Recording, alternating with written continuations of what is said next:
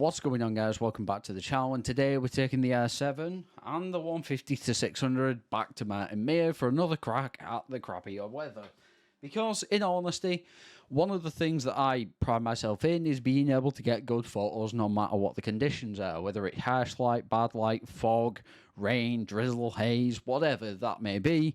I pride myself in trying to get the best photography or the best photos and video that I can. Now, in all honesty, in this video, you'll see a couple of the photos from the Martin Mere wildlife competition that I submitted a couple of photos to.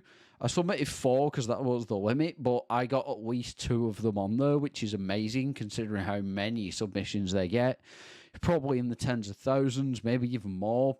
And I was so proud to get some of my work on there. So that is what you're seeing on the screen right now is some of those photos that I actually took. So yeah, to get the marsh harrier on there, which is one of my favorite ever photos, and then the woodpecker as well was pretty special.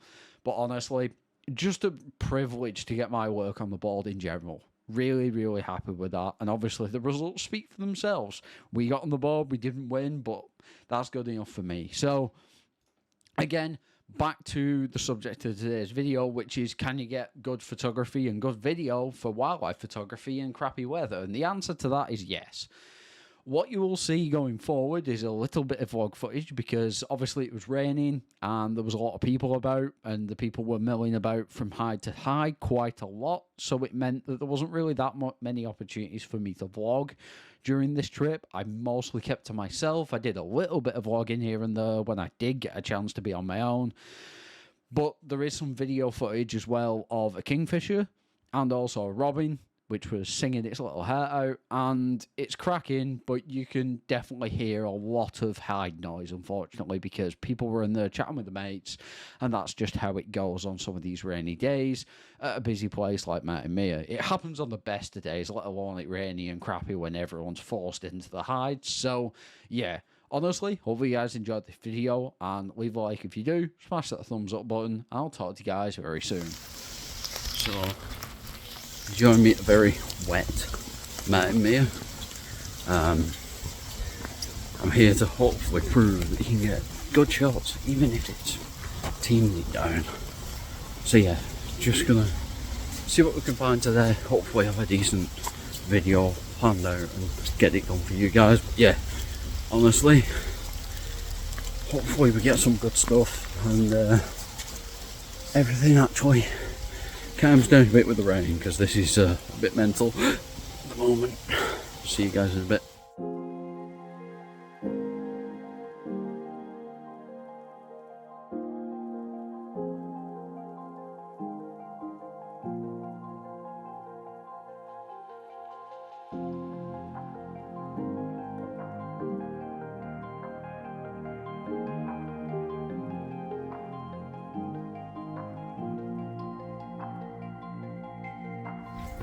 So we managed to get quite a lot of shots at the kingfisher. Try and get some video at some point later on. But the hide's like mega busy at the minute because there's a lot of action going on with that. We have also just missed a hobby, which is really frustrating because it's one of my favourite birds. Again, like a kestrel, but even more detailed. Really beautiful colour scheme on them. So we're gonna go just have a look in this hide up here, see what we can find. We're gonna nip to the bathroom as well, and then come back this way and in hopes of seeing the bear now, maybe. Now that it's dried up a bit.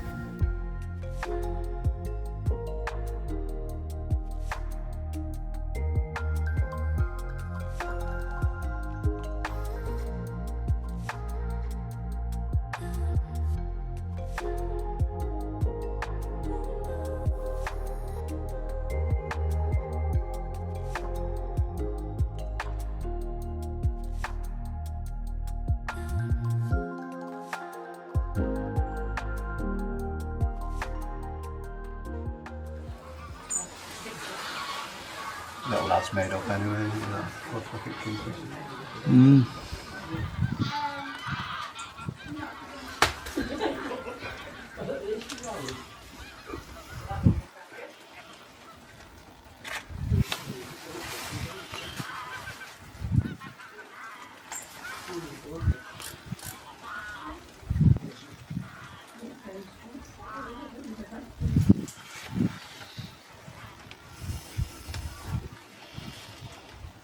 He's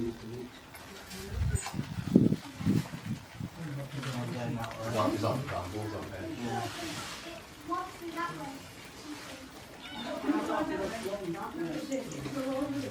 So dead, boy. I'm grown, so I might come back. So, nah, get yourself warm, Dave.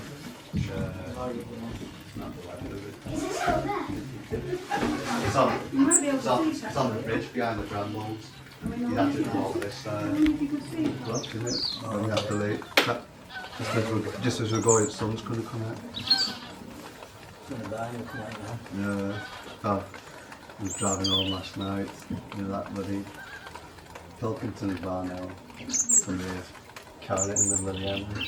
Whether it's been hit by a car like or something, or a wagon or something. It looks still alive, so hopefully we're going to take it somewhere to get looked at. Like.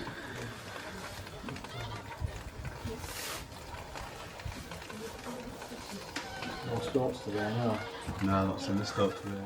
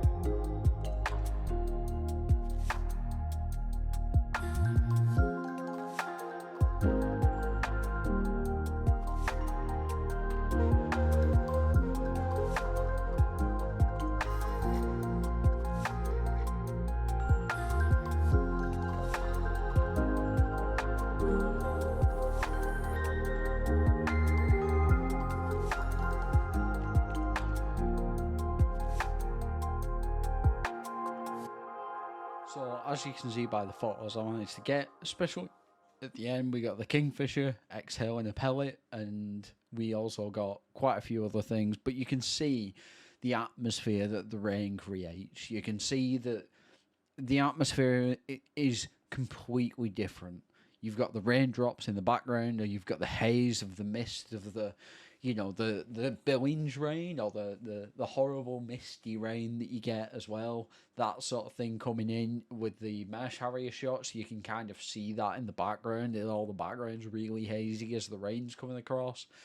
And I just feel like when you get the settings right, when you are able to edit your photos and take them to the next level in terms of, bringing out the colours, making things pop and making things stand out a little bit more, these type of shots can work really well when you take it into black and white, or make it really, really obvious that there's something going on in that frame or in that photo. Like, you see the Kingfisher diving, but you can see all the raindrops around it. You can see the feathers and the detail in the rabbit or the hair, where the hair is soaking wet, and you can see all the raindrops coming down around it. It just gives images a completely different atmosphere. And I'll be honest, I think a lot of photographers are missing out by simply saying, you know what, I'm not going to bother going out in the rain. I'm not going to bother, putting my equipment at risk by going out in that kind of weather. But the fact is, you don't have to put your equipment at risk. I literally have in right near me a cover that will fit straight over this lens. It will fit straight over the lens, straight over the camera, and you can still go around and take your photos in the rain, out and about, no problem at all. And most of these cameras that are built like this, the Air 7, the Air 6, the professional grade cameras, definitely the more expensive ones like the Air 5 Mark II, the Air 1, are weather sealed. And if you have the right lenses and different things like that, they're also weather sealed. That doesn't mean that you can go dropping it in a pond, because that's just not going to work. But the fact is they are weather sealed to stop rain getting in there. And that means that you can take a little bit of liberty when it comes to the rain. What I make sure to do is if my stuff does get wet, is as soon as I get it home, I get a cloth like this one, which is just a Mystify one. It's basically for screen cleaner.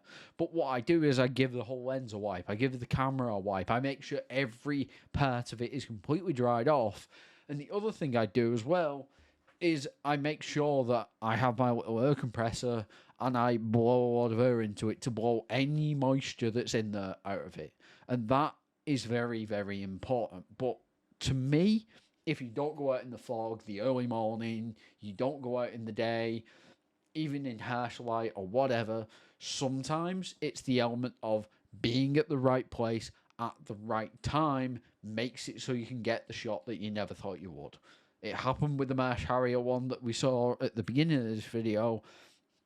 I decided to go right round the other side of Martin Mere in the morning, rather than going where everyone else goes. I went right round the other side, and the Marsh Harrier came straight past me like that, and I got that shot. And I couldn't have been happier on that day.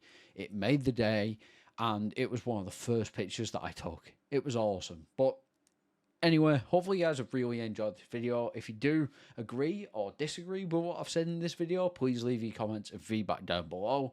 And don't forget to like, favorite, and subscribe. And I will talk to you guys in the next one.